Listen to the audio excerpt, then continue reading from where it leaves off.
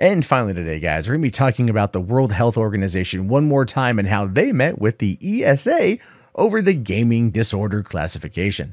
Now, if you remember, one of the interesting stories from 2018 was the fact that gaming disorder was being classified by the World Health Organization basically as a mental health problem. And this is something that a lot of people were either pushing back against, trying to say that gamers don't have mental health problems, or others were advocating that it could in fact be some kind of massive addiction problem. And honestly, I agree with it. I do believe that we are in a world where you can get addicted to video games. It's not uncommon. But anyway, it says here, the Entertainment Software Association met with the World Health Organization in December 2018 to discuss the WHO's decision to formalize gaming disorder as a mental health problem.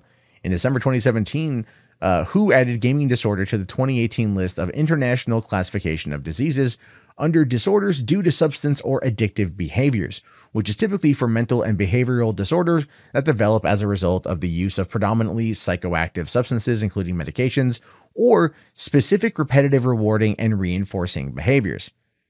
Which is actually something I kind of understand. I mean, if you look at, and honestly, it's not so much the specific repetitive rewarding and reinforcing behaviors that I would apply to, let's say, most PC or console game.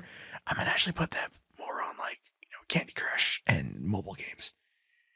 I'm not lying. I think those type of predatory gameplays that have the specific repetitive rewarding and reinforcing behaviors are terrible for gaming and have done, I think, a lot to push this particular type of classification, because those type of microtransactions, those type of predatory behaviors have made their way in to console and PC gaming and in the AAA world. We all know it.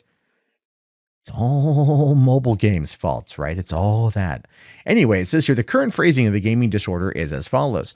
Gaming disorder is characterized by a pattern of persistent or recurring gaming behavior, which may be online or offline, manifested by 1, impaired control over gaming, 2, increased priority given to gaming to the extent that gaming takes precedence over the other life interests and daily activities, and 3, continuation or escalation of gaming despite the occurrence of negative consequences. That does seem actually relatively, that does seem about right, to be fair. Now, it goes on to say that in June 2018, many psychologists and scholars came together to condemn the classification. Among their many arguments, one stated that gaming does not produce an addictive chemical reaction as with drugs, only endorphins, which is no different than sex, food, work, exercise, shopping, or even dancing. Others expressed concern that improper criteria for diagnosis and treatment could lead to many shadier individuals selling fake or even potentially harmful treatments to cure who suffers no real addiction or obsession at the behest of concerned but uninformed parents. In addition, it would lead to even more hysteria and prejudice over the hobby. Finally, there were claims that some of the WHO were under pressure to push the diagnosis from stakeholders in primarily Asian countries. Now, that's pretty interesting to me that it comes from primarily Asian countries, which is awesome. Oftentimes when you look at gaming addiction, this is where it really lies. This is really where the problem is. And the problem boils down to the fact that these are not a year goes by where I don't read a story about a kid who doesn't die from some kind of, he doesn't eat. He just exhaustion, dehydration, starvation, just collapses at his desk. You hear about this all the time. And in those countries, I could argue that would actually be something worth looking into, right? But then again, I do think a lot of this boils down to, if they're talking about younger people, the parents watching how much time their kids play video games. So we'll have to wait and see what happens on this, because the ESA does call for more conversation and education before anything is being finalized.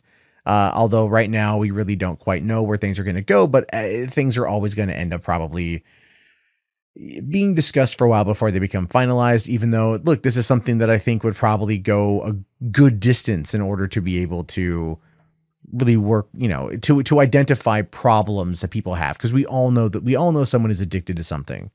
Gaming is no fucking different.